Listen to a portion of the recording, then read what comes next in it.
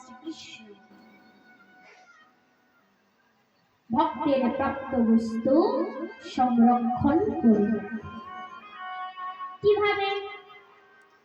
তার উদাহরণ মহাভারতে কিরকম রয়েছে ধ্যান দিয়ে শ্রবণ। কুরুক্ষেত্রে যুদ্ধে যখন সূর্যপুত্র কর্ণ অর্জুনের বাড়ির আঘাতে মরণাপন্ন, তখন কর্ণ মৃত্যুকালে শ্রীকৃষ্ণকে স্মরণ নিতে নিতে ভাবতেছিল, আমি সারা জীবন অধর্মের পাশে থেকে আমি ভুল করে গেলাম, আমি দুর্যোধনের পাশে থেকে আমি ভুল করে গেলাম, আমি সম্পূর্ণ ব্যর্থ।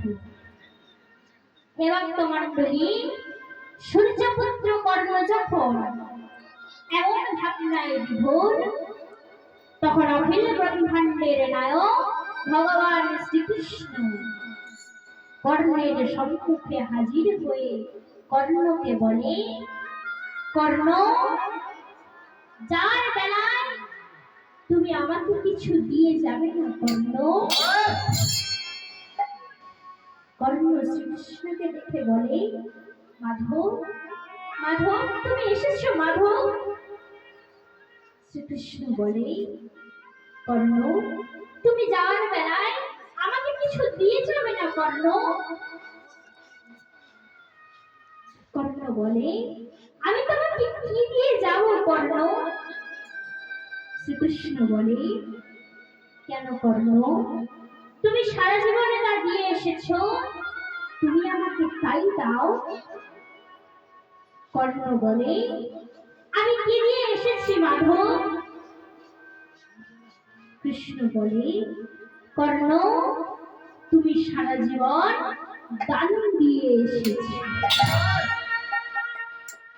কর্ণ, এখন তুমি আমাকে কিছু দান দাও। কর্ণ বলে, মাধব, এখন কি আমার কাছে দান দেওয়ার মতো কিছুই নেই। মাধব, তুমি আমাকে উপহাস করছো। কৃষ্ণ বলে, না কর্ণ, আমি তোমার উপহাস করছি না কর্ণ। জীবনের শেষ বেলাও তুমি দান দিয়ে ইতিহাস হও, এটাই স্মরণ করিয়ে দিচ্ছি। হে ভক্তমণ্ডলী, শ্রীকৃষ্ণের মুখে কর্ণ তার কৃতিত্বের কথা শুনে আনন্দে বিভোর হয়ে করজোড়ে বলে, মাধব, এখন যে আমার কাছে দান দেওয়ার মতো কিছুই নেই। শ্রীকৃষ্ণ বলে, কর্ণ, তোমার দান সোনা দ্বারা বাঁধা। হে ভক্তমণ্ডলী, কর্ণ কৃষ্ণের মুখে যেই না শুনেছে তার তাতে স্বপ্ন রয়েছে, কর্ণ তৎক্ষণাৎ একটি পাথর খণ্ড নিয়ে পাথরের আঘাতে ডাককে মুখের মাড়ি থেকে উৎপাটিত করল এবং শ্রীকৃষ্ণকে দান করতে যাচ্ছে। শ্রীকৃষ্ণ বলে উঠলেন, এটাই দিচ্ছ কর্ণ? কর্ণ তৎক্ষণাৎ লজ্জিত হয়ে বলে, ক্ষমা করুন আমাকে মাধব।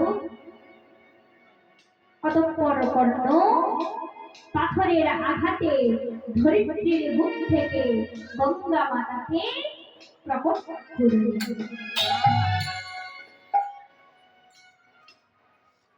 অতঃপর কর্ণ গঙ্গা জলে স্বর্ণ ধূপ্ত করে শ্রীকৃষ্ণকে দান করলেন।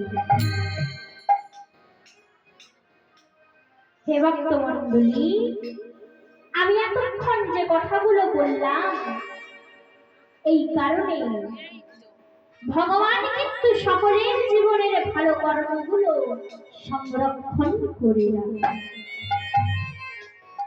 এখানে কর্মের দান ভালো কর্ম, আর তাই ভগবান এটি সংরক্ষণ করে রেখেছে। অন্তিমকালে কর্মকে স্মরণ করিয়ে দিলেন। হে ভক্তমণ্ডলী, আমরাও আমাদের জীবনের ভালো কর্মগুলো করি। আর সেই ভালো কর্মগুলো ভগবান কিন্তু সংরক্ষণ করে রাখে। আর অন্তিমকালে সেই কর্মগুলোকে ভগবান স্মরণ করিয়ে দেয়। আমার দ্বিতীয় প্রশ্ন ছিল, মহাপ্রভু তার